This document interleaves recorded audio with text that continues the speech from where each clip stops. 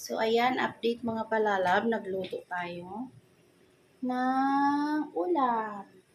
Ayan. Ang ating ulam sa tanghalian. Pero wala kaming kanin dito kasi doon sa bahay yung luto nila ng kanin. So, magpapadala lang ako ng kanin dito. At least, nakapagluto tayo ng ulam dito. Okay? So, ang niluto ko ay paksiw na isda. Ayan, papakita ko sa inyo mga lahat. Paksiw na tulingan.